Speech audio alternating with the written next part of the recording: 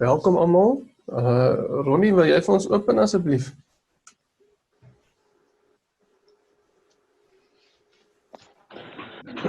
Vader, ons wil net dankie sê, Here, vir 'n wonderlike dag en 'n geleentheid om vanaand by mekaar te kom as broers en susters. Ons bid, Vader, dat U die woord sal oopmaak in ons harte, Here, dat ons die woord sal ontvang, Here, en ons dankie, Here, dat ons geseënd is om die tyd te kan spandeer. Ons wil net vir U al die lof en eer en prys gee tot in ewigheid. Amen. Amen. Okay, julle, so ons is terug in hoofstuk 2 van Hebreërs. En nou is ons klaskaptein nie hier om te kan lees vir ons nie. Dit is nou vir my uiters swak.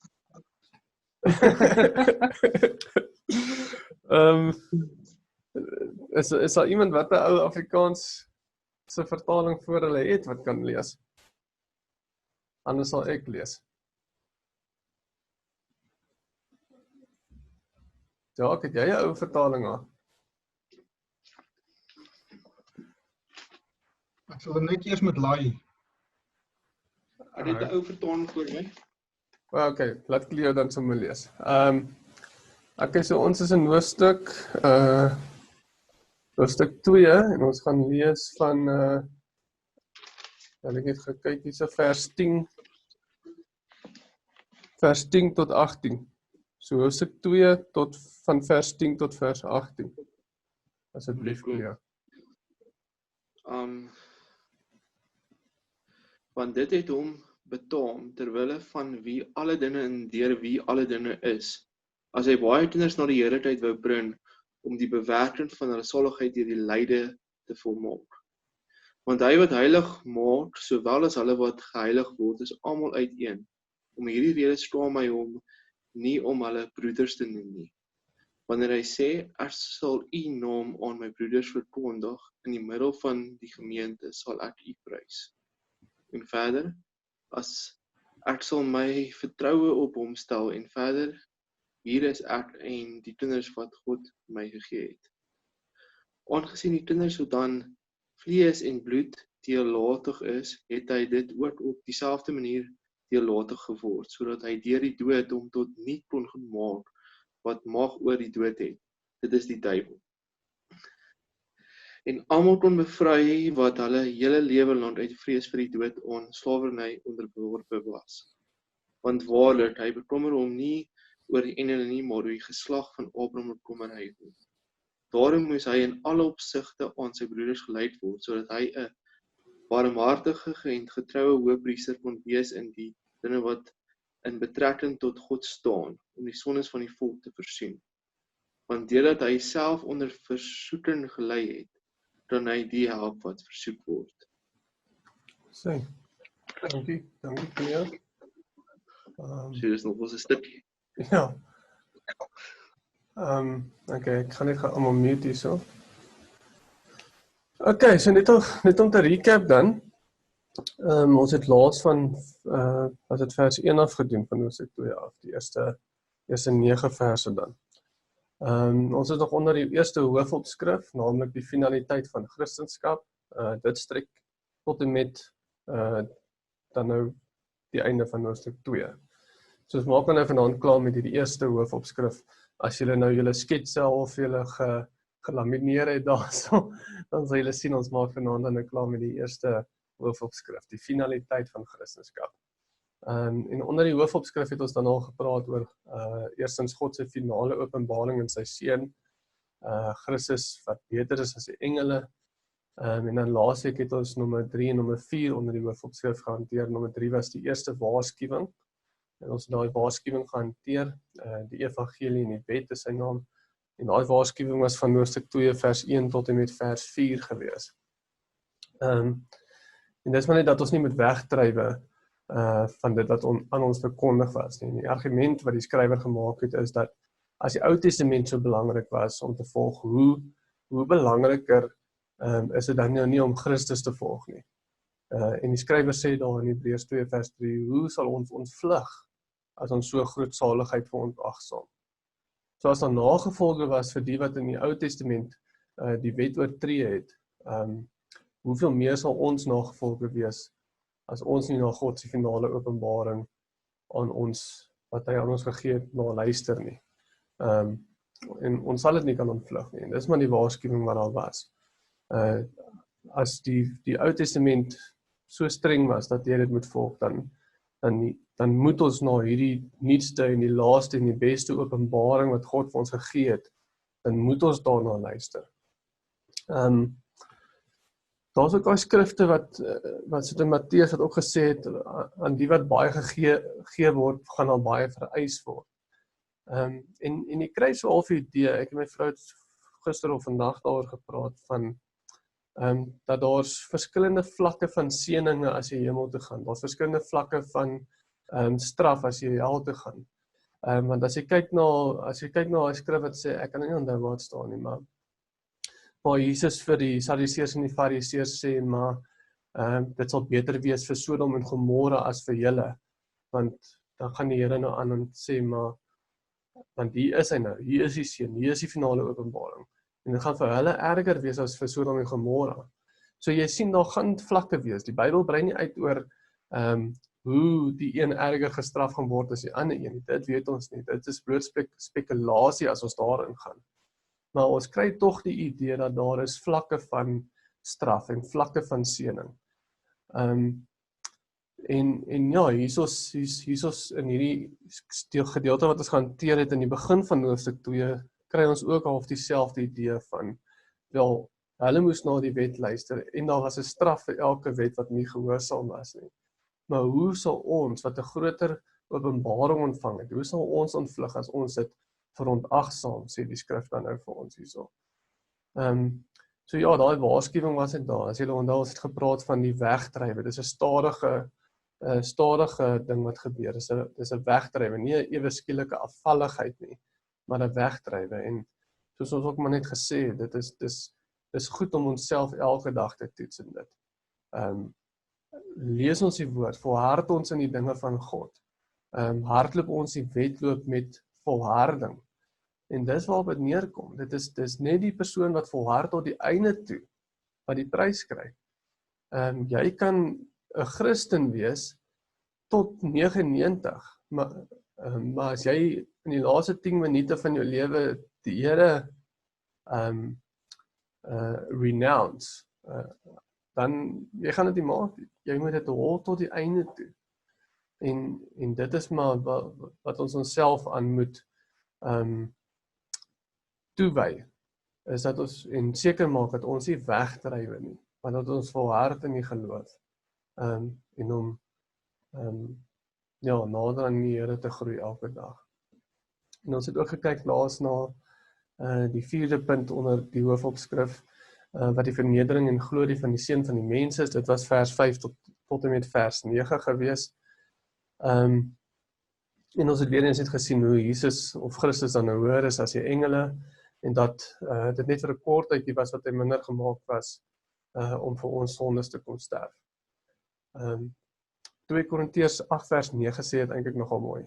Dit sê, want julle ken die genade van ons Here Jesus Christus, dat hy, alhoewel hy ryk was, terwille van julle arm geword het, sodat julle deur sy armoede ryk kan word.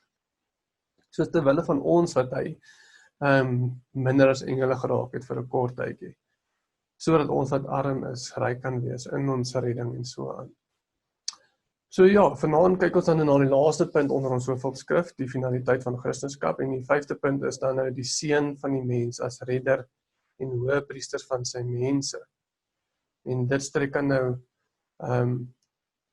ek sien ek het 'n foutjie gemaak op die skets. Dit sê vers 1 tot vers 18, maar dit moet vers 10 tot vers 18 wees. Maar ja, dan kyk ons nou vanaand na die laaste puntjie onder die hoofopskrif. Ek het nou nie alles oop hierso wat ek oop gehad het voor die krag afgegaan het, maar dis ook oké. Ek het nou nie my skets gelamineer, hy is gewoonlik op my skerm. Maar oké, so ons kyk nou na die 5de punt onder ons hoofopskrif. So vers 9 waarmee ons laas geëindig het, sê dan, maar ons sien hom, naamlik Jesus, wat vir 'n kort tydjie minder as die engele gemaak is, vanweë die lyde van die dood, met heerlikheid en eer gekroon, sodat hy deur die genade van God vir elkeen die dood sou smaak. En dan sê vers 10 waar ons nou vandag begin, want dit het hom betaam, terwille van wie alle dinge en deur wie alle dinge is, as hy baie kinders na die heerlikheid wou bring, om die bewerker van hulle saligheid deur lyde te volmaak. Nou dit is klaar 'n mond vol, wat daar gesê word. So, kom ons vat dit van 'n punt af, en ek gaan dit so 'n bietjie eenvoudig, julle sal nou sien hoe ek dit gaan doen. Maar dit begin met want dit het hom betaam. Nou daai hom waarvan hier gepraat word, is God die Vader. Dit praat nie van Christus nie. Die hom daar is God die Vader, en julle sal nou sien hoekom ek so sê. Maar dan alles wat tussen die kommas kom, is 'n beskrywing van hom. Dit sê dan dat alles is vir hom gemaak en is deur hom gemaak. En ons het net gesê die hom is God die Vader. So God die Vader het alles gemaak en hy het dit vir homself gemaak, vir sy glorie. So daai gedeelte tussen die kommas wat nader dan nou kom, die volgende deeltjie, is om God die Vader self te beskryf. Dat hy is die een wat alles gemaak het en hy het dit vir homself gemaak.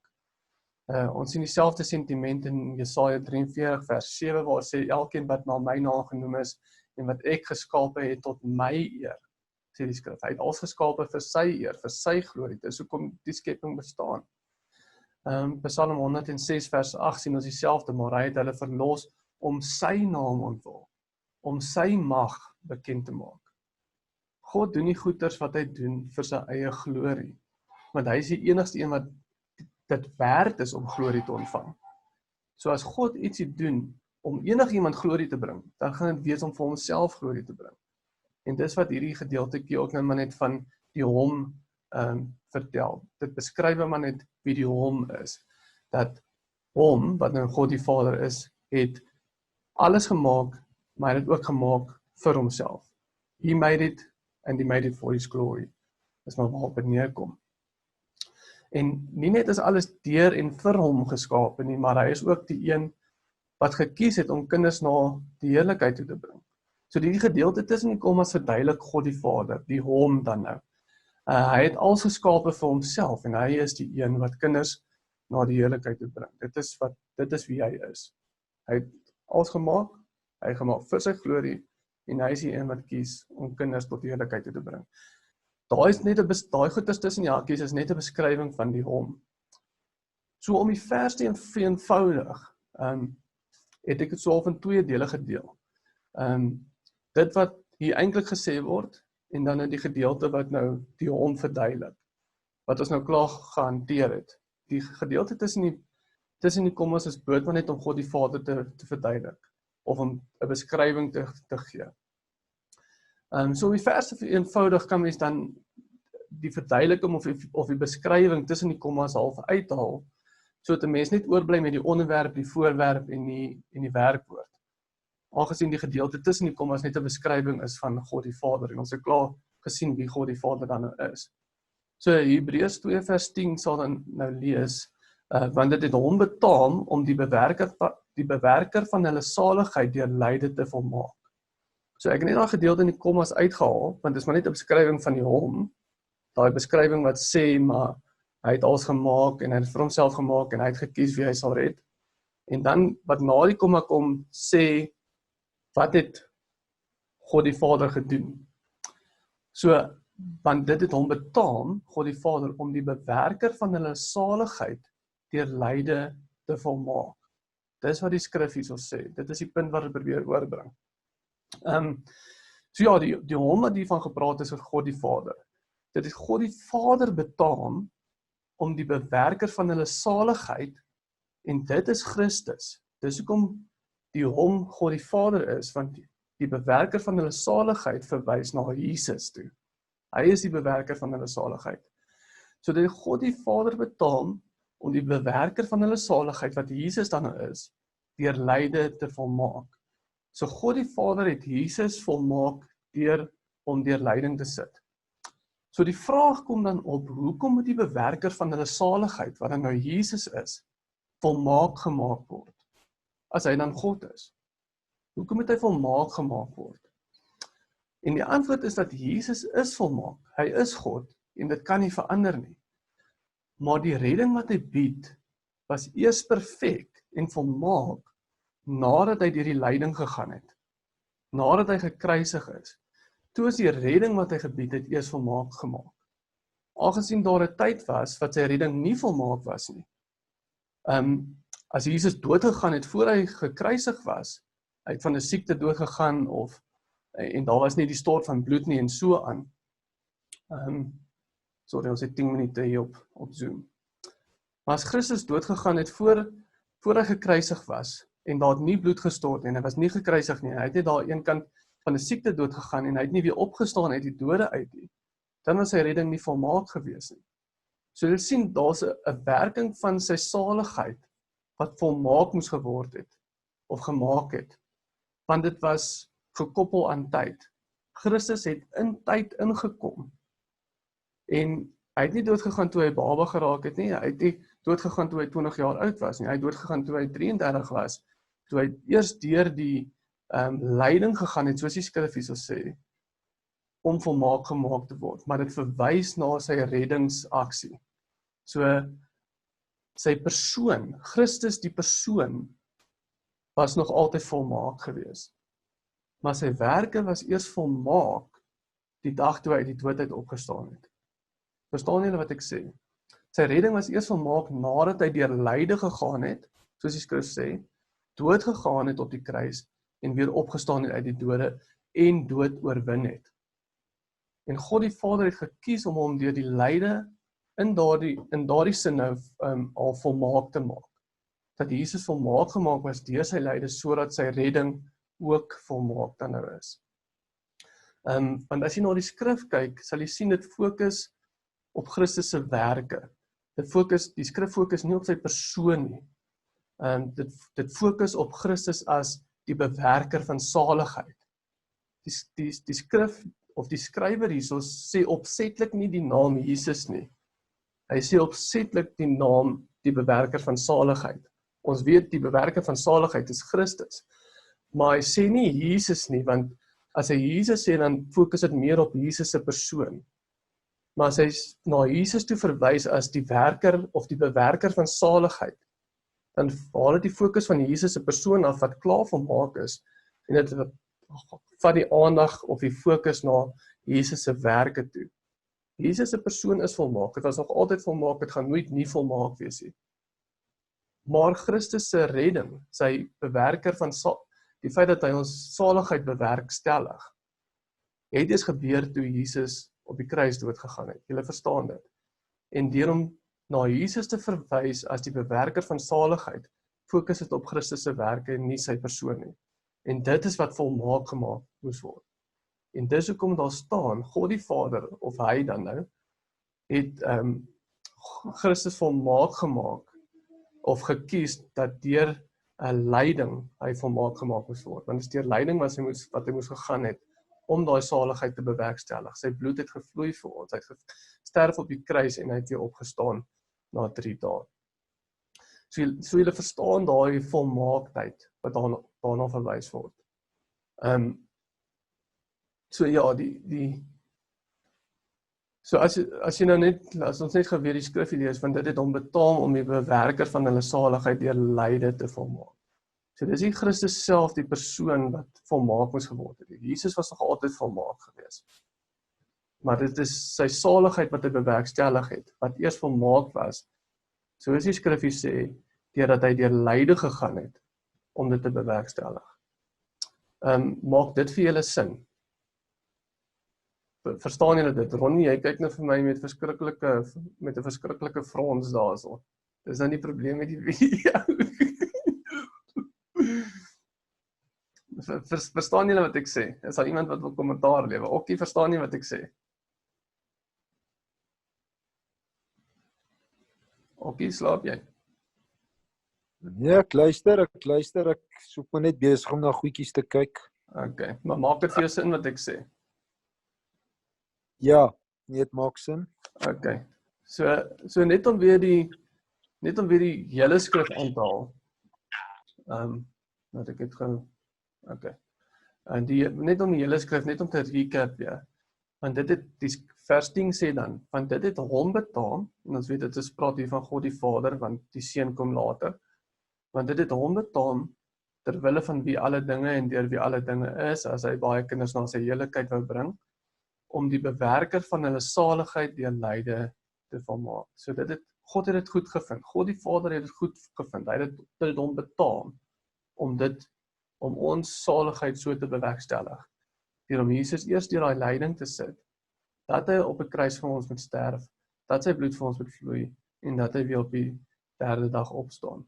En hy moes deur dit gaan om ons saligheid te bewerkstellig en om dit volkome te maak. Weereens, as Christus nie opgestaan het uit die graf uit na 3 dae nie, as hy nooit op daai punt uitgekom het eers nie, wel dan was daar nie redding gewees nie. So eenvoudig soos dit. Christus moes eers deur daai soos wat hulle sê die passion gaan. Die passion wat nou verwys na sy kruisiging en sy opstanding en so aan.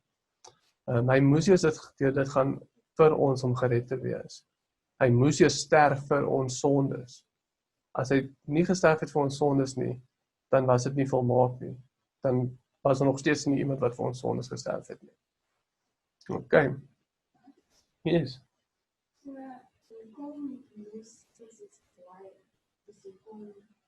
Ek verstaan die opstanding, maar is dit net om prinsipie te volg, of is dit geen kinders wat net So, dit is 'n moeilike vraag. Kyk, veral as jy kyk na Hebreërs en so aan, dan sien jy hoe God dit gekies het om sonde weg te was. Want hy het gesê, wie se mic is nou geunmute? Okay, Ons kon nie die vraag Okay, wag gaan. Sorry, sê kon nie die vraag hoor nie. Okay, sorry, okay. Nee, my vrou vra net hoekom moes hy deur lyde gegaan het vir ons verlossing. Okay. En as jy kyk na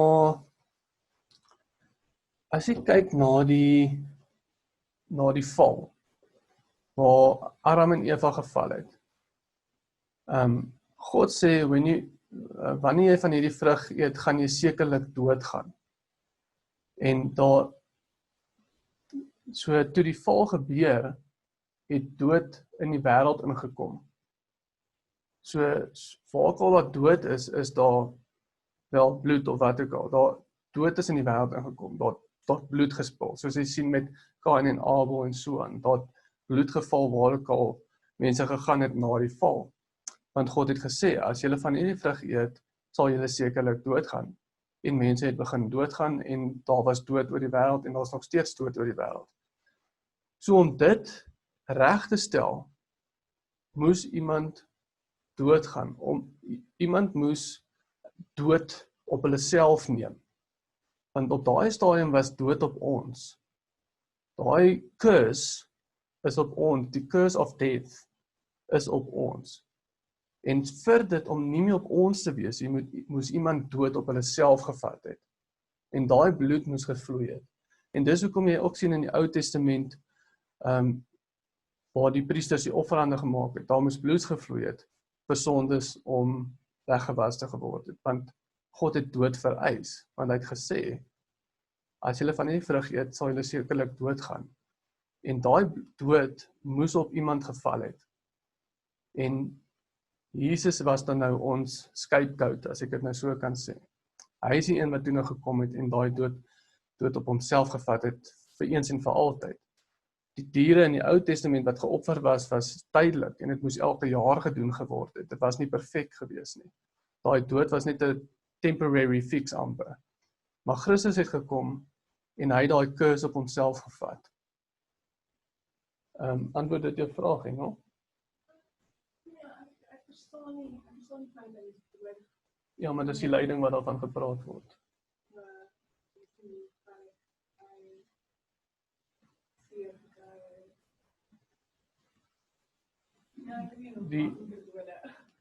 Ja, daar is seker makliker dode. Maar ja, ek dink dit gaan maar oor die vloei van bloed. Ja, wat significance het en wat terugtrek na die Ou Testament toe. So ja. Kyk, daar's mos daai profesie ook maar van cursed is he that hangs on a tree. En in daai sin het Christus ons curse op homself gevat want hy het op 'n tree gehang. So daar's ook die idee van profesievervulling wat moes gebeur het. So ja. Okay, so in hierdie gedeelte kan ons ook weer sien dat waar is ek nie nou heen? Dis die probleem van die video's, mens kan sien of die mense daar is of nie. Hey, jy moet sit. Okay, maar in hierdie gedeelte kan ons weer ook sien dat Jesus God is. Want hier sien ons dat in hierdie gedeelte, of dat hierdie gedeelte sê, terwille van wie alle dinge en deur wie alle dinge is, daai gedeeltetjie, dat God die Vader alles gemaak het, of hy het alles gemaak, en hy het dit vir homself gemaak. En hier sien ons dat dit van toepassing is op God die Vader, soos ons net gesien het. Daai beskrywing van God. Maar in Kolossense 1:16 sien ons presies dieselfde sentiment, maar dit is van toepassing op Christus in daai gedeelte. Kolossense 1:16 sê, want in hom is alle dinge geskape, wat in die hemel en op die aarde is, wat sienlik en onsienlik is, trone sowel as heerskappye en owerhede en magte. Alle dinge is deur hom en tot hom geskape. So amper woord vir woord, alle dinge is deur hom en tot hom geskape. Waar ons teks in Hebreërs na God die Vader verwys, en Kolossense 1:16 verwys dit weer na Christus toe. So jy kan sien, daar's altyd plekke, praat dit van die presies dieselfde ding, dat hy het alles gemaak en is vir hom gemaak. Hier sien ons is God die Vader, daar sien ons is Christus. So in dit kan ons mens weer sien, wel Christus is ook God, hy is God. En hy was ook betrokke by die skepping, en die skepping is gemaak vir hom en vir sy glorie. So daar sien ons weer net daai bewyse weer eens vir die drie eenigheid. Sulke goedes gaan jy dwars deur die hele Nuwe Testament sien. Waar dinge wat van toepassing is op God, ook van toepassing is op Christus, en so aan. Vers 11 sê dan, want hy wat heilig maak, sowel as hulle wat geheilig word, is almal uiteen. Om hierdie rede skaam hy hom nie, om hulle broeders te noem nie. En die idee hier is dat Christus en ons is seuns van God. Ons is uiteen. Daai een verwys na God self toe. Christus is die enigste gebore seun, he's the only begotten son, maar ons is ook seuns en dogters, deur adoption, deur daai aanneming. So in die sin dat Christus God die Vader se seun is, en ons seuns en dogters is, en ons kom almal uiteen uit, maak dat ons is almal broeders, soos die skrif sê. En Christus is nie skaam vir ons nie, want ons is almal deel van dieselfde familie. En hierdie skrif praat van solidariteit, dit praat van ons eenheid, dit praat van dat ons almal saam 'n eenheid vorm, dat ons is onskeibaar van mekaar, ons vorm deel van dieselfde familie, en oor ons deel vorm van dieselfde familie, ons almal het een Vader. God die Vader is Jesus Christus se Vader, hy is ons Vader, deur adoption. Jesus is die eerstgebore seun, the only begotten son, maar ons is ook seuns en dogters deur aanneming. En in daai sin, wat die skrywer hier probeer sê is maar net, wel ons is almal uiteen, ons is almal broers, en Christus sal hom nie vir ons skaam nie, want ons is deel van dieselfde familie. Jesus is hy wat heilig maak, ons is die wat geheilig word, en saam met Christus is ons heilig, as gevolg van Christus se toegerekende geregtigheid, sy imputed righteousness, soos wat die mense sê. Maar saam is ons 'n heilige nasie, saam met Christus is ons heilig, want ons staan nie hier in ons eie heiligheid nie, ons staan hier in die heiligheid van Christus, wat aan ons toegereken is. So in daai sin sien jy, we are a people set apart, soos die Bybel sê. Ons is set apart in die sin dat Ons is heilig as gevolg van Christus se toegerekende heiligheid. Nie oor ons eie heiligheid nie, maar ons is saam met Christus heiligheid, want hy het sy heiligheid aan ons gegee. En in daai sin ook sal jy sien, maar ons is almal uiteen, ons is deel van dieselfde familie. En ek weet nie of julle regtig die nuus volg en so aan nie, maar daar's baie nou oor hierdie Black Lives Matter en Justice en al hierdie tipe goeters en wat hulle noem nou kan ek nie die naam onthou nie. Maar die critical race theory en al daai tipe goeders wat nou aangaan. En dan die Christene weet nie lekker waar om te staan met dit nie. Maar een ding om uit te wys hierso, en wat dan nou hierso ook uitstaan in hierdie skrif, is dat die Bybel onderskei net tussen twee groepe mense. Die Bybel onderskei nooit tussen wit en swart, Afrikaans en Engels, Suid-Afrikaner en Israel, of ja, dit onderskei nie tussen verskillende groepe mense nie. Wat die Nuwe Testament hiervan tussen onderskei, is gelowiges en ongelowiges.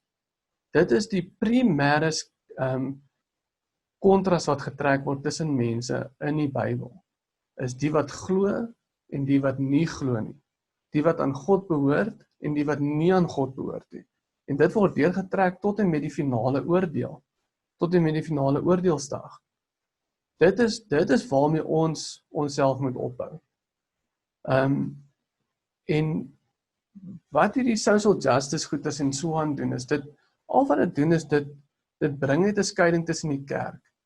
Want nou het jy een groep kerk wat sê, nee, ons moet nou saam met hierdie social justice warriors gaan, en ons moet saam veg vir die Black Lives Matter, en ons mag nie sê all lives matter nie, want dan sit weer rassisties en so aan, en dan het jy by die ander groep wat sê, nee, maar ons moet nie dit doen nie. So jy sien nou hierdie hele social justice ding inkom, veral in Amerika en so aan, en dit skei kerke, maar dit was nooit bedoel om kerke te skei nie. Want tussen wie onderskei die Bybel? Die Bybel onderskei alleenlik tussen gelowiges en ongelowiges. En dit is waar die eenheid van die kerk vandaan moet kom. As jy gelowige is jy deel van die kerk. En dan moet nie 'n skeiding wees nie. As jy ongelowig is, dan is jy buite die kerk. En dit is so, en jy sal jou oordeel ontvang. Maar dit is die enigste kontras wat daar getrek word in die Bybel, is tussen gelowiges en ongelowiges. En dit word vasgevang hier in vers 11. Daai solidariteit, daai eenheid wat gevorm word. Christus sal hom nie vir ons skaam nie, want ons is deel van sy kerk, ons is sy bruid, waarvan hy die hoof is, maar ons is deel van daai familie. En of jy is deel van daai familie, of jy is nie deel van daai familie, maar oor ons deel is van daai familie, oor ons almal uiteen is, ons almal uit die gees van God, daarom sal hy nie onsself vir ons skaam nie, en daarom sal hy nie onsself skaam om ons broers te noem nie. En hierdie skrif gaan oor solidariteit en daai eenheid in die kerk, dat ons almal is een in Christus. En dan wat nou van hier af aangaan, dan sal ons nou sien, die skrywer bou op hierdie vers 11 verder. Hy bou op hierdie vers 11 om te wys hoe ons almal een is in die kerk. So ja, laat ek net geloer hier so, ek nou my plekkie bietjie verloor. Yes, okay, so dan volg daar 3 Ou Testament aanhalings in die volgende verse dan nou, waarin hierdie eenheid of hierdie solidariteit van God se mense, of hulle eenheid dan nou vasgelê word. Weer eens soos ek gesê, die Bybel onderskei net tussen gelowiges en ongelowiges. En wat die skrywer van Hebreërs dan nou hierso doen, is hy wys die eenheid wat daar is tussen gelowiges, die solidariteit wat daar is. En hy haal dan nou in vers 12 en 13 3 Ou Testament verse aan. Vers 12 lees dan, wanneer hy sê, ek sal u naam aan my broeders verkondig, in die midde van die gemeente sal ek u prys. En verder, ek sal my vertrou op hom stel, en verder, hier is ek en die kinders wat God my gegee het. En daai 3 aanhalings is dan nou om vers 11 te ondersteun. Vers 11 wat dan nou sê, dat ons almal broeders is in Christus, en hy sal hom nie skaam vir ons nie, en ons is almal een En daai solidariteit wat daar in Christendom is, word dan nou verder bevestig dan deur hierdie vers, deur hierdie 3 aanhalings uit die Ou Testament. Die eerste aanhaling van die Ou Testament, daai gedeelte wat sê, ek sal u naam aan my broeders verkondig, in die midde van die gemeente sal ek u prys. Dit kom uit Psalm 22 vers 23 uit. Psalm 22 vers 23 sê, ek wil u naam aan my broers vertel, in die vergadering u prys. En ons het al die profetiese natuur gesien van Psalm 22, dat dit Christus is wat hierso praat. Onthou Psalm 22 vers 2 sê, my God, waarom het u my verlaat? En wie daai woorde gesê, Jesus op die kruis natuurlik. So ons weet Psalm 22 is 'n profetiese, messianiese psalm, waar dit Jesus self is wat eintlik praat. Nag my beertjie, lief vir jou, hoor. Lekker slaap. Ek sal vir die bed kom nag sê, okay? Lief vir jou, né? Maar voel. So Psalm 22 wat dan hier aangehaal het ons al gesien, dis eintlik Jesus, dis 'n profetiese psalm wat Jesus self spreek. Hy het gesê op die kruis. En dan nou kan ons ook aanneem dat dit Jesus se hart self is, waar hy sê, ek wil u naam aan my broers vertel, in die vergadering u prys. Yes, so weer eens sien ons dan nou daai solidariteit wat dan nou hier gevorm word. Die feit dat die hele idee van broederskap en hierdie ding, en dat in die vergadering prys ons almal saam God se naam. Die ander ding wat ek net wil uitwys, is dat vers 12 dan nou hierso ook my interpretasie van Jesus op die kruis ondersteun. Dat Jesus na die hele psalm verwys, toe hy op die kruis was. Onthou ek het gesê dat, of jy moet, sorry ek praat 'n bietjie nonsens, maar waar Jesus op die kruis was, sê hy mos, my God, waarom het u my verlaat, en hy haal Psalm 22 mos nou aan, en ek het gesê, okay, of jy vat net die eerste vers, of jy, dis die een opsie, of die ander opsie is, dat Jesus eintlik na die hele psalm toe verwys. En hierdie gedeelte in Hebreërs ondersteun die idee dat Jesus na die hele psalm toe verwys het. Want, die skrywer sê hierso, in vers 12, wanneer hy sê, ek sal u naam aan my broeders verkondig. En hy praat van Christus hierso. Wanneer Christus sê, ek sal u naam aan my broeders verkondig. So hy sê, Christus het gesê, hierdie gedeelte wat in Psalm 22 staan.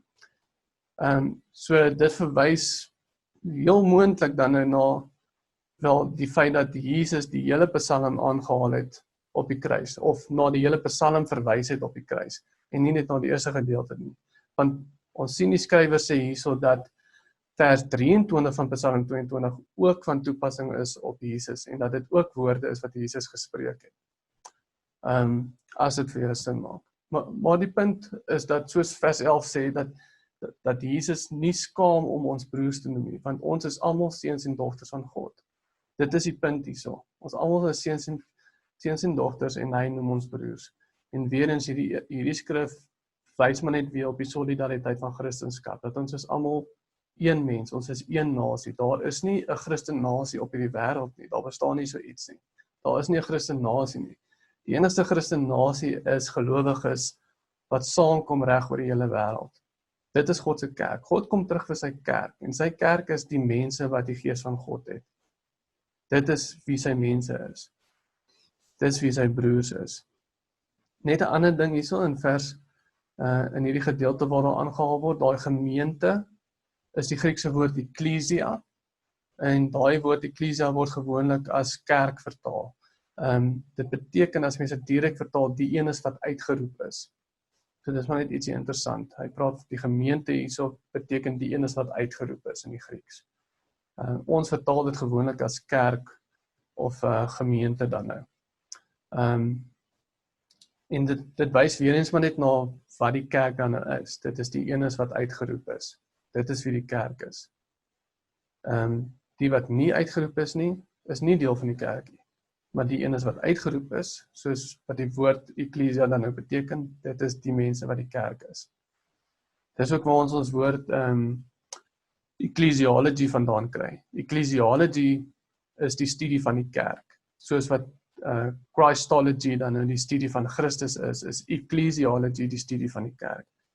So dis waar daai ecclesia dan nou vandaan kom. Dit is die woord vir kerk, maar dit beteken as jy dit direk vertaal, die een is wat uitgeroep is. Dit is maar net so brokkie, net so side note vir interessantheid. Dan die tweede aanhaling wat die skrywer van Hebreërs gebruik om die solidariteit van Christene te ondersteun, is dan nou, ek sal my vertroue op hom stel. En dit kom uit Jesaja 8 vers 17 uit. Nou hierdie is 'n bietjie van 'n moeiliker een om te verduidelik, en dis nogal waar ek redelik klippe gekou het. Want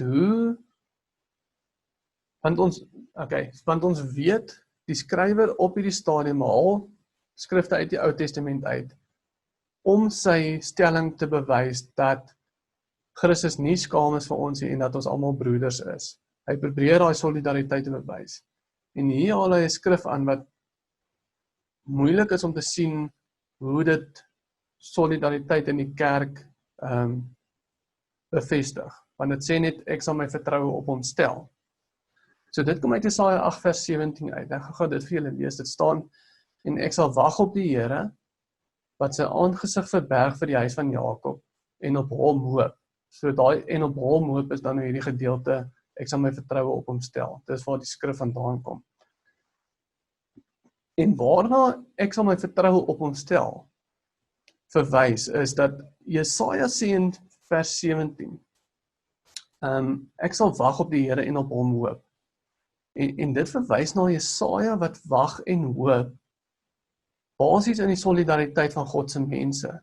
Want as jy net vroeër kyk in Jesaja hoofstuk 8, daar by vers 14, sê dit dan sal hy vir julle 'n heiligdom wees, maar 'n klip waar 'n mens teen stamp en 'n rots waar 'n mens oor struikel, vir die twee huise van Israel, 'n vangnet en 'n stryk vir die inwoners van Jerusalem.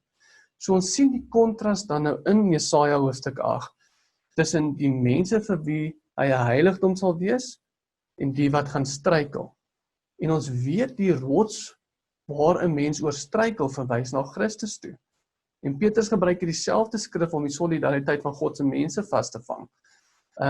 1 Petrus 2 vers 7 sê, vir julle dan wat glo, is hy kosbaar, maar vir die ongelowiges geld die woord, die steen wat die bouer verwerp het, dit het 'n hoeksteen geword, en 'n steen des aanstoots, en 'n rots van struikeling. Dan sê hy verder, vir die wat hulle daarteen stamp, omdat hulle aan die woord ongehoorsaam is, waarvoor hulle ook bestem is. Maar julle, en hier kom die kontras nou, Petrus gebruik dieselfde skrif uit Jesaja uit, maar julle is 'n uitverkore geslag. So hier kom die solidariteit waarop Jesaja dan nou hoop. Daai gedeeltetjie wat nou aangehaal word in Hebreërs, ek sal my vertroue op hom stel. Daai hoop dan nou. En hier is waarop Jesaja hoop, 'n koninklike priesterdom, 'n heilige volk, 'n volk as eiendom verkry, om te verkondig die deugde wat julle uit die duisternis geroep het, tot sy wonderbare lig. En dit is waarop Jesaja hoop. Hy hoop op die feit dat, ja, daar's 'n rots wat mense gaan stamel. Ons sien dit is 'n messianiese hoofstuk daai in Jesaja. Want daai rots verwys na Christus toe en dit gaan mense laat stampel. Maar wat Jesaja op hoop, en dit wat die skrywer van Hebreërs hier aanhaal, die skrywer haal die hoop van Jesaja aan. Maar wat is die hoop van Jesaja? Die hoop van Jesaja is, ja, Christus gaan 'n struikelblok wees. Maar sy hoop is dat daar mense gaan gevorm word.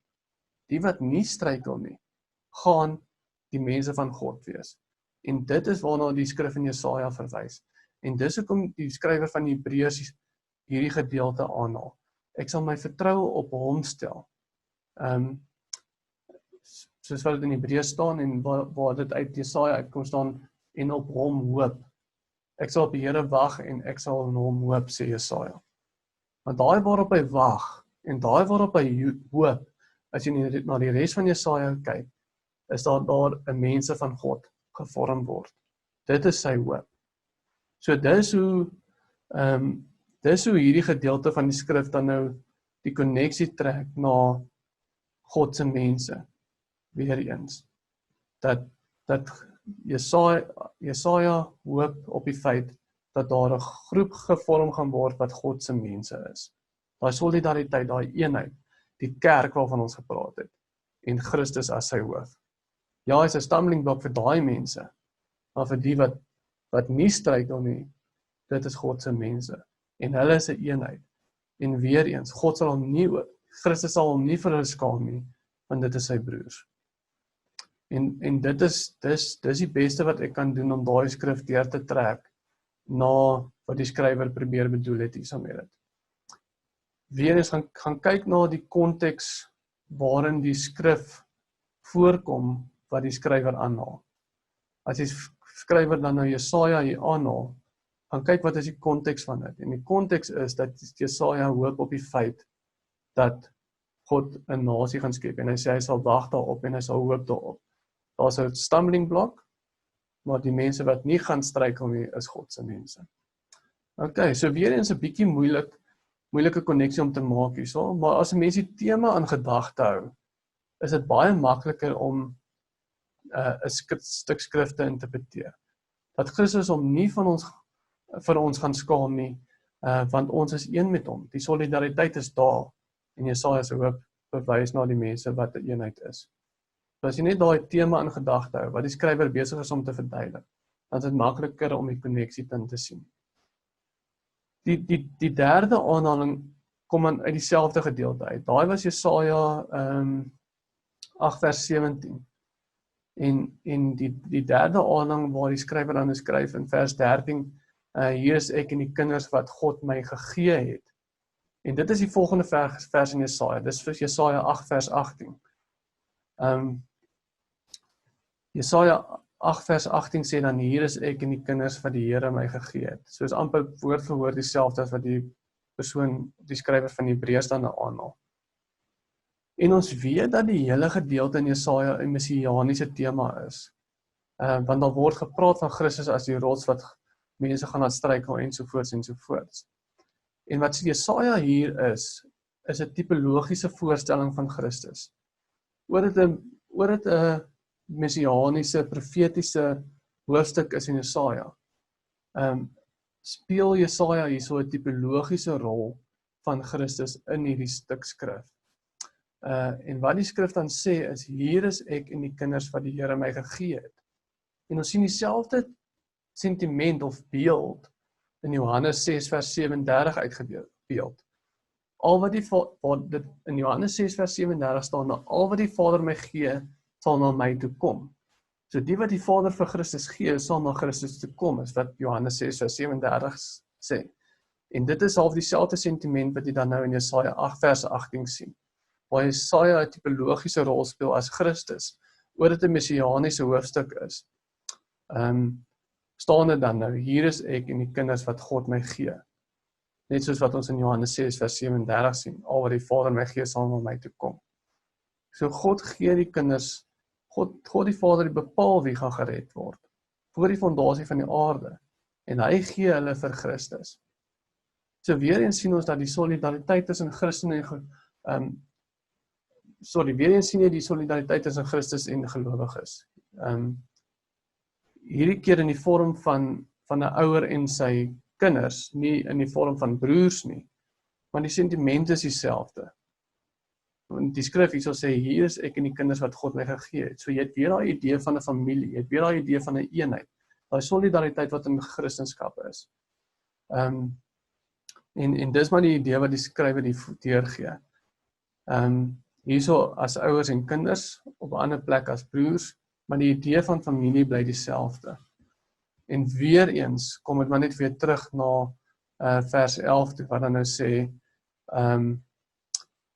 om hierdie rede skaam hy hom nie om hulle broeders te noem nie. Want ons is 'n familie. En hierdie 3 skrifte uit die Ou Testament wys maar net na daai familie aspek, dat ons is 'n eenheid, daar is solidariteit in Christus. Ons is almal deel van dieselfde familie. Dis waarop Jesaja gehoop het. In die derde aanhaling sien ons, maar dit is ons is 'n familie-eenheid, ensovoorts, ensovoorts. So ja, dit al drie hierdie aanhalings verwys maar net dat ons is familie, Christus sal hom nie vir ons skaam nie. Ons is almal broers in Christus en ons het almal een Vader. Okay, so dit is 'n redelike mondjie vol. Dit is nogal ietsie om aan te kou. Is daar enige vrae sover? Iets wat julle dalk nie verstaan nie? Ek dink daai tweede aanhaling is die moeilikste een. Dis die een waarop ek lank se gekou het. En ek het baie opgelees oor dit. Daai hele idee van ek sal my vertroue op hom stel. Hoe verwys die idee dat ek sal my vertroue op hom stel na die feit dat ons is almal 'n familie en Christus sal hom nie skaam vir ons nie. Maar weer eens, ons kyk maar net waarop vertrou Jesaja. Jesaja vertrou op die idee dat daar 'n mense gestig gaan wees. En dit is dan nou daai eenheid wat ons sien in Christendom, 'n nasie, 'n kerk, eklesia. Okay. Sjoe, hy is 'n mondjie vol gewees. Okay, Cleo is uit. Ek het gesien waar ons nou. Okay, so vers 14 dan. Aangesien die kinders dan vlees en bloed deelagtig is, het hy dit ook op dieselfde manier deelagtig geword, sodat hy deur die dood hom tot niet kon maak wat mag oor die dood het. Dit is die duiwel. So hier sien ons hoekom Christus dan 'n mens moes geword het, sodat hy dood vir ons kan gewen het. Dit help nie 'n sondelose hond of 'n kat gaan vir ons dood nie. Want 'n hond of 'n kat kan nie die mense verteenwoordig nie. Jy kan nie appels met pere vergelyk nie. 'n Mens moet vir 'n mens doodgaan. Dit kan nie anders wees nie. Net soos wat Adam ons verteenwoordig, die mens ons verteenwoordig het, so moet 'n mens ons weer verteenwoordig en dit was Christus. Dit kon nie iets anders gewees het as Christus of as 'n mens nie. En dis hoekom Jesus mens moes geword het. Dis hoekom hy moes gebore geword het, sodat hy ons kan verteenwoordig as 'n mensdom. Net 'n mens kan die mensdom verteenwoordig. 'n Kat of 'n hond of 'n engel of enigiets anders kan nie die mensdom verteenwoordig nie. 'n Mens moet die mensdom verteenwoordig.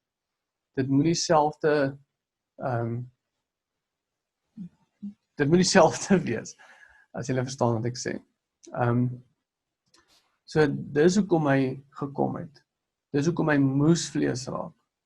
Want net 'n mens kan 'n mens verteenwoordig.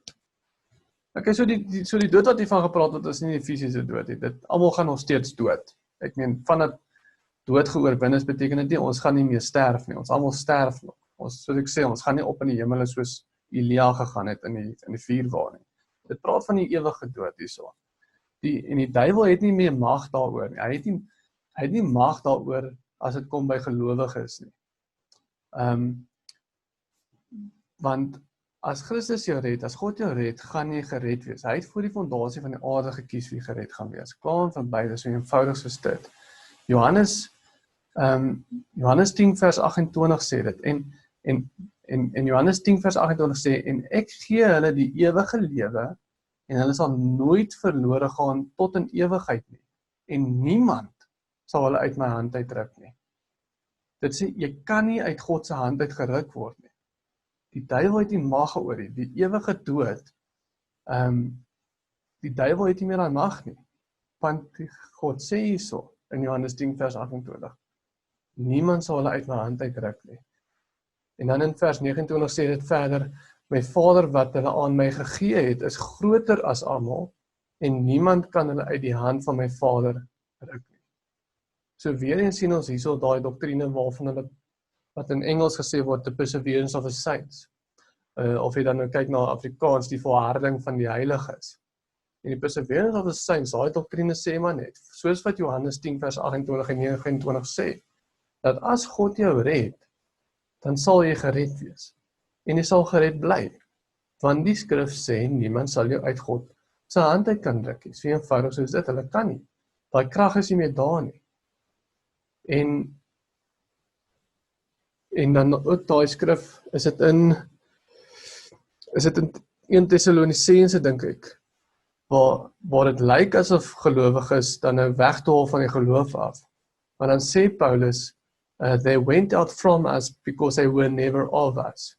Hulle het weggedwaal van die geloof af, want hulle was eintlik nooit deel van die geloof nie. So dis wat die skrywer daar, ek dink is Tessalonisense, kan iemand my korrigeer op dit? Ek dink of is dit 1 Johannes? Ek dink is 1 Johannes dalk. Ek dink is 1 Johannes. Sorry. Maar in 1 Johannes staan daar, ek is redelijk seker is 1 Johannes, staan daar, they went out from us because they were never of us. Maar, en dis maar waarop het neerkom. As mense wegdwaal van die geloof af, dan beteken hulle was eintlik net nooit deel van die geloof. Hulle het nooit die goedheid van God geproe nie, as ek het so kan sê. Want God sê, niemand sal hulle uit my hand uit kan ruk nie. Dit kan nie gebeur nie. En ook daai skrif in Matteus wat ons ook gehanteer het, verwys ook na die doktrine van die volharding van die heiliges, waar dit praat van die verlore skaap. As 'n skaap wegdwaal, sal God die 99 los om die een verlore skaap te gaan haal. Daai skaap kan nie verlore gaan nie. Anders beteken daai gelykenis absoluut niks nie. Al hoe daai gelykenis sin maak, is dat God die gelowiges in sy hand vashou en niemand sal wegkom nie. Die wat gered moet word, sal gered word en hulle sal volhard tot die einde toe. En daai dood waarvan die skrif dan hier praat, het nie mag oor hulle nie. Daai mag is gebreek, die duiwel het geen krag oor hulle nie. Daai ewige dood is verby. Hulle gaan nie daar opeindig nie, want God het bepaal en hy hou hulle vas in hulle hande en hy sal agter die een skaap aangaan om hom te gaan haal. Hy gaan nie sê, skaapie, wil jy weer terugkom na ons toe nie? Dis nie wat gebeur hier. God gaan haal daai skaap en hy bring hom terug na die res van die skape toe. Hy gee nie vir die skaap die opsie om terug te kom nie. Hy tel hom op en hy bring hom terug. Dis so eenvoudig soos dit, want hy moet gered wees. En dis waar daai volharding van die heiliges, the perseverance of the saints aan vandaan kom.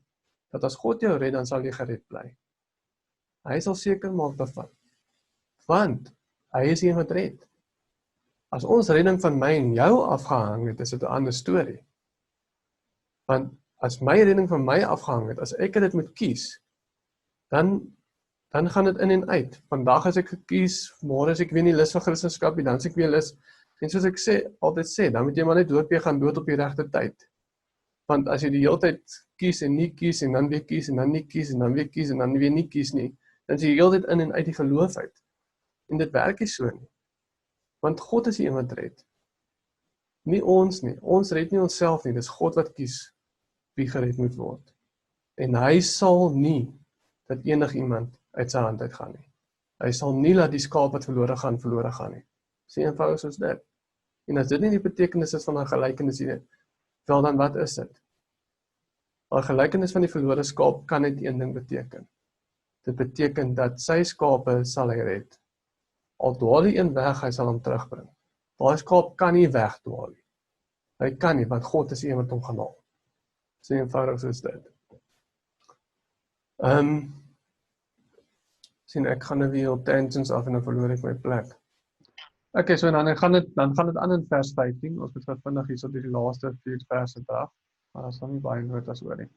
So vers 15 sê dan en almal kon bevry wat hulle julle lewe lank uit vrees vir die dood aan slawerny onderworpe was. So die dood is nie meer 'n vrees vir Christen nie. Ek dink is John Wesley wat gesê het dat as daar een ding is wat Christene goed doen, is dit dat hulle goed doodgaan. Want almal wat ongelowig is, vrees die dood. Want of hulle weet nie wat vir hulle wag nie, hulle weet nie wat na die dood gaan gebeur nie. Of hulle weet wat vir hulle wag, een van die twee. Ongelowiges gaan of in een van daai twee kampe val. Of hulle weet wat vir hulle wag, en dan weet hulle dis 'n hel en so aan. Of hulle weet nie wat hulle verwag het. So daai onsekerheid is dan ook net so goed 'n slawerny, 'n vrees waarna hulle in slawerny onderworpe amper is. Maar as daar een ding is wat gelowiges goed doen, is dit dat hulle goed doodgaan. Want hulle weet wat na die lewe kom. Ons weet wie ons God is. So daai vrees bestaan nie, of dit moet nie bestaan in Christene nie. Ons moet nie 'n slaaf wees aan die vrees van die dood nie. Want ons weet waartoe ons gaan. Daai dood is oorbin. Ons weet ons gaan nie in 'n ewige dood ingaan nie, maar ons gaan in 'n ewige lewe ingaan. En dis hoekom ons nie meer in slawerny onderworpe is aan daai vrees vir die dood nie. Want ons weet waartoe ons gaan. Vers 16 sê dan, want waarlik, hy bekommer hom nie oor die engele nie, maar oor die geslag van Abraham bekommer hy hom. In 2 Petrus 2 vers 4 sien ons dat God nie die engele gespaar het nie, of die geleentheid gegee het om hulle self te bekeer nie. Maar God gee ons die geleentheid om te bekeer. Dis hoekom nou hier in vers 16 staan, hy bekommer hom nie oor die engele nie, maar oor die geslag van Abraham bekommer hy hom. Want hy het vir ons 'n geleentheid gegee om te repent. Die engele wat geval het, die engele wat gesondig het, Satan en sy makkers, hulle het nie die geleentheid gehad om te repent nie. Hulle is verdoem. Hulle gaan hel toe. Daar's nie tyd vir hulle nie om te repent nie. Maar God was genadig op die mensdom, in dat hy vir ons die geleentheid gegee het en 'n redder gegee het om gered te wees. God gee ons die geleentheid om onsself te bekeer. Die engele wat gesondig het is verdoem, maar die wat God red is nie meer aan die dood onderworpe in slawerny nie. Die geslag van Abraham hierso verwys nie na die Jode toe nie, dit verwys na alle gelowiges toe. Weereens my argument is dat die geloftes wat aan Abraham gemaak is vir alle gelowiges bedoel en nie net vir die mense van Israel nie. Soos wat ons in Genesis 12 vers 3 gesien het. Ek gaan net lees. En ek sal seën diegene wat jou seën en hom vervloek wat jou vervloek, en in jou sal al die geslagte van die aarde geseën word. Dis die belofte wat aan Abraham gemaak word. Al die geslagte van die aarde sal geseën word deur hom. Die seëning wat aan Abraham se nageslagte gebeloof is vir al die geslagte van die wêreld. Dit is nie net die Israeliete nie. Dit is vir al die geslagte van die aarde. Dit is die gelofte wat aan Abraham gemaak het. En hier sal weer eens sien ons dat hierdie dood wat oorwin word, is natuurlik nie net vir Jode bedoel nie. Dit is nie waarna hy verwys word nie. Die geslag van Abraham hierso, waarna die skrywer verwys na gelowiges, nie na Israeliete toe nie. Anders kan ons net sowel hierdie deel uit ons Bybel uitskeer. As hierdie net na Jode verwys, dan kan enige persoon wat nie 'n Jood is nie, hierdie hele bladsy maar uitskeer. Want dan is dit nie van toepassing op ons nie. Maar wat dit hier bedoel is, die geslag van Abraham is ons almal wat gelowiges is. Soos Galasiërs 3 vers 7 ook sê, julle verstaan dan dat die wat uit die geloof is, hulle is kinders van Abraham. Die wat uit die geloof is, hulle is kinders van Abraham. So dis, wie ook al in Christus is, wie ook al 'n geloof het, hulle is die kinders van Abraham. Hulle is die enes aan wie hierdie goeders 'n gelofte is. Dit is nie 'n nasie of 'n mens of 'n etniese groep waaraan hierdie goeders van toepassing is nie, maar dis hulle wat die gees van God het. Dis hulle wat die geloof het. Hulle is die kinders van Abraham, soos wat Paulus in Galasiërs geskryf het. Dan vers 17, daarom, sorry, ek gaan vinnig deur dit, want ons het 5 minute voor dit 9 is en ek wil graag betyds klaar maak. Daarom moes hy in alle opsigte aan sy broeders gelyk word, sodat hy 'n barmhartige en getroue hoëpriester kon wees in die dinge wat in betrekkinge tot God staan om die sondes van die volk te versoen. So ons sien weer eens hierso dat Jesus moes mens word om ons te verteenwoordig. En die rol wat die Ou Testament priesters gespeel het, of wat hulle gedoen het, was om versoening te maak vir die mense se sondes deur die slagoffers wat hulle gebring het.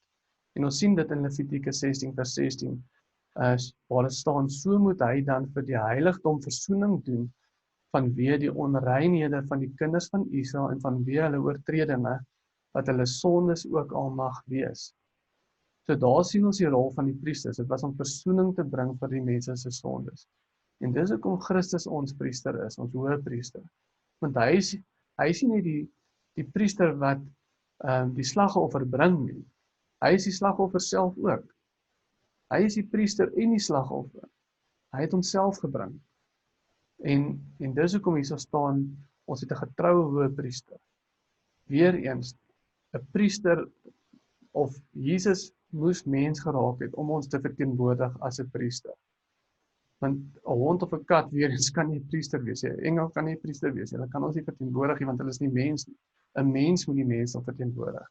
En Christus het ons kom verteenwoordig as die hoëpriester, wat dan nou vir ons die slagoffer gemaak het, en wat dan nou self die slagoffer was. Hy het daai versoening gemaak vir ons as sy mense. Net soos wat die Ou Testament priesters die versoening gemaak het vir die Israeliete, so maak Christus die versoening vir ons, deurdat hy homself geoffer het vir ons sondes. Vers 18 sê dan, want deurdat hy self onder versoeking gelei het, kan hy die help wat versoek word. So weer eens sien jy daar assosiasie met mense. Hy het mens geword, hy gaan deur dieselfde goed as ons, of hy het deur dieselfde goed gegaan as wat ons nou deurgaan. Hy gaan deur dieselfde versoekings en so aan. Hy het nooit gevou onder daai versoeking nie. En dis hoekom hy die perfekte slagoffer was. Maar hy het nog steeds daai versoekings gehad. Hy was mens en God. En oor hy 'n mens was, oor hy dieselfde goed ervaar het wat ons geervaar het.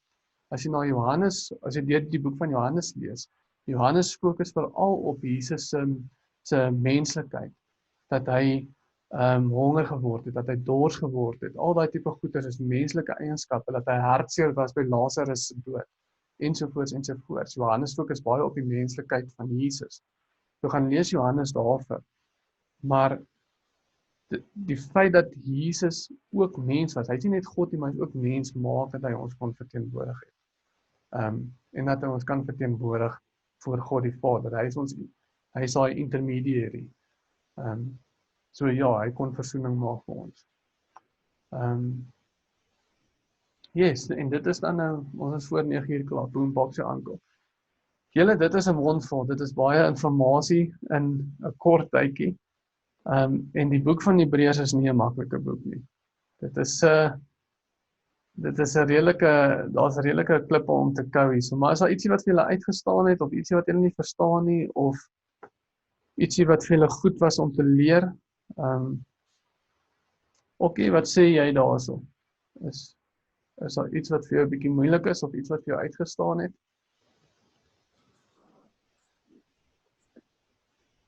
Nee, wat verseker uitstaan is maar weer eens wat ons sien hoe Jesus al die mense eienskappe moes deurgaan en hoe hy dit moes doen, maar op die einde van die dag om ons prys te betaal, die lyding wat hy moes deurgaan, jy weet wat hy moes deurgaan, ook die temptation, wat is die Afrikaanse woord daarvoor. En dit maak dit net meer sin om te verstaan hoe ons, jy weet, vrygekoop is en hoe hy totaal en al die prys en alle aspekte betaal het vir ons. Yes, Jock, ietsie vir jou?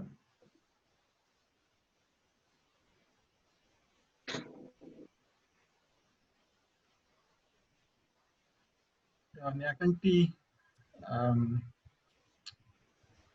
wat ek net agterkom is, ek dink kerke oor die algemeen fokus te min op die eienskappe van God en sy bedoeling vir die mens en vir ons redding van die begin af eintlik.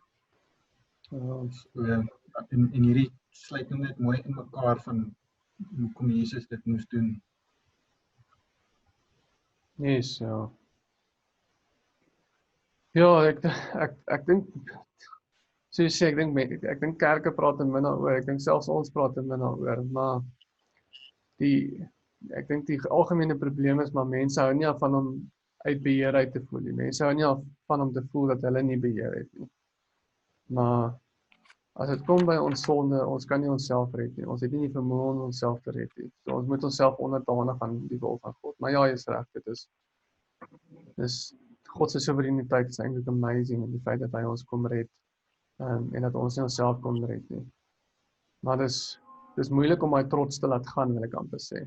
Dis moeilik om my trots te laat gaan van ek wil op die skouer gepat word oor ek het die Here gekies het. jy weet, mens soek amper daai well done op jou skouer. Maar eintlik is dit bestaan nie, want dit is God wat jou gered het. Dit is net God wat die glorie kry. Sodra jy jouself op die skouer pat, dan gee jy vir jouself glorie oor die gered word. Maar ja, so ek babbel nou aan, maar ja, dit is 'n goeie punt daai, Jacques, dankie daarvoor.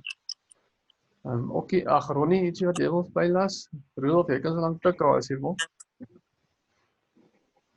Ja, kyk, ja, hoe dit Christ-centered is, maar die interessante ding is hoe elke versie soveel teologies diep gaan. It's actually 'n baie diep boek hierdie, so dit is wat ek optel is as soveel om te unpack, jy weet, in hierdie, so ja, dit is nogal baie interessant, maar op die einde om die rol van Christus as die finale hoëpriester, jy weet, wat die mense in Levitikus nie kon doen deur ons het geslag dag en nag, maar Jesus het dit vir ewig gedoen. Die prys betaal. So ja, dit is my baie awesome, ja. Hoeveel Christus hier uitgelig word uit hierdie stuk. Ja. Ja, dit is amazing. Yes, en Rudolf sê ook maar net die vraag oor hoekom Jesus dan na aarde toe moes kom en mens geword het, wat dan nou geantwoord word in vers 14 tot 18. En dis 'n belangrike ding om in ag te neem. En weer eens, het wys maar net na God se genade, want Jesus hoef nie te gekom het nie. Hy hoef nie aarde toe gekom het. En ek dink nogal verskriklik baie die laaste tyd aan daai skrif van waar selfs die engele was nie gespaar nie. Hulle was nie as die geleentheid gegee nie. En die engele was nie die geleentheid gegee, Satan en sy makkers was nie die geleentheid gegee om te repent. En God hoef ook die geleentheid vir ons te gegee het nie. Hy hoef nie. Hy het dit nie vir die engele gegee nie. Hy kon net soveel dit ook nie vir ons gegee het nie. Maar tog het hy gekies om ons te red en om die Here vir ons te stuur om vir ons te sterf. Ek meen, buiten die feit dat die Here ons gered het, die feit dat hy gekies het om ons 'n tweede kans te gee in die eerste plek, dit gaan my verstand te bowe. Dat ek meen, wie is ons nou in vergelyking met engele? Jy weet, wie is ons in vergelyking met engele? Engele is hemelwese. Ons is maar hier wurmbollie op die see se bodem. Maar tog het Christus vir ons die geleentheid gegee om gered te word. En hy hoef dit nie te gedoen het nie. Net soos wat hy nie vir die engele 'n geleentheid gegee het nie. Ek moet sê, dit is my amazing. Dit boggle my mind. Dit boggle my mind dat God dit vir ons sou gedoen het. En hy het dit eers vir die engele gedoen het. Maar ja, amazing. Ja, enigiemand wat nog ietsie wil bylas? Myner? Okay. Okay.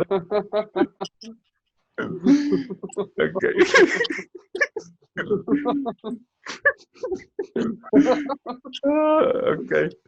Okay, sal jy sommer vir ons afsluit daar asseblief?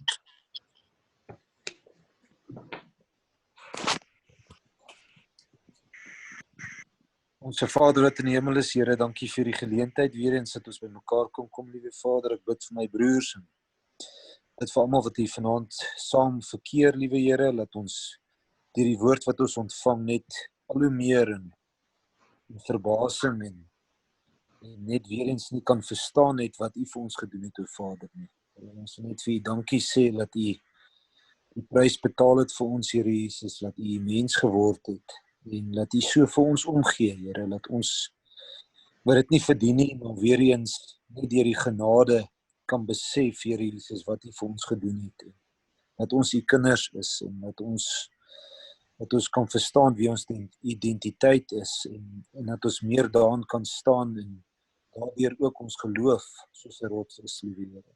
Dankie vir die tyd wat ons vanaand gespandeer het in die woord, Here. Ek bid vir al my broers en susters dat ons elke dag nader in U sal beweeg, liewe Vader. Ek bid vir ons families, dat ons ook hierdie eens die lig sal skyn vir ander mense daar buite, liewe Vader. Ek bid ook vir ons land. Ons dink aan ons die dinge wat ons deurgaan, liewe Vader, wees saam met ons, saam met die mense wat die besluite maak, en ons bid ook dat U lig sal skyn daar, tussen met U kinders ook, verander die lig sal skyn daar, liewe Vader. En ons dankie vir ons kerk, ek dankie vir elke persoon wat 'n deel is van ons liggaam, liewe Here, stuur meer mense na ons kerk, Here, u kinders, dat ons ook die geleenthede, meer mense geleenthede kan kry om die woord te kan bestudeer, liewe Vader. Dankie vir die groot seëning in ons lewe, dankie vir die broers en susters in my lewe. Here, kan u net die eer gee vir elke dag en ons prys en ons loof u daarvoor en ons bid dit in u naam, liewe Jesus. Amen. Amen. Dankie Okkie. Julle almal met 'n lekker aand hê, en 'n lekker week. En ek sien julle weer volgende Dinsdag dan. Thanks julle.